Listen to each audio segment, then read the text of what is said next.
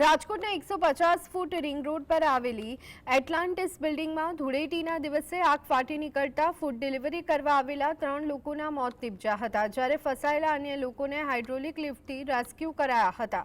જે બિલ્ડિંગમાં એક ફ્લેટની કિંમત કરોડો રૂપિયામાં છે, તે બિલ્ડિંગનું 2014 બાદ ફાયર એનઓસી ન લેવાયું હોવાનો ઘટસ્ફોટ થયો છે।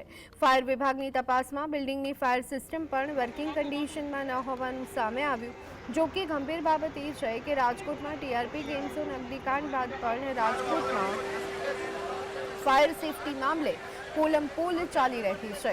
એટલાન્ટિસ બિલ્ડિંગનું વર્ષ 2014 બાદ ફાયર એનઓસી ન લેવાયું હોવાનું સામે આવ્યું છે।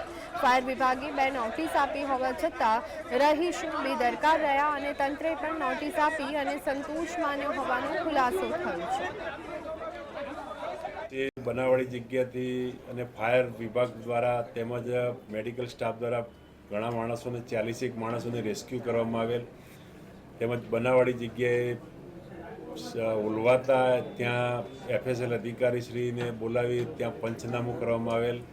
પંચનામામાં એફએસએલ અધિકારીશ્રી દ્વારા જણાવેલ મુદ્દામાલ કબજે કરી તેને એફએસએલમાં પરીક્ષણાર્થે મોકલી આપવા તજવીજ કરવામાં આવેલ છે।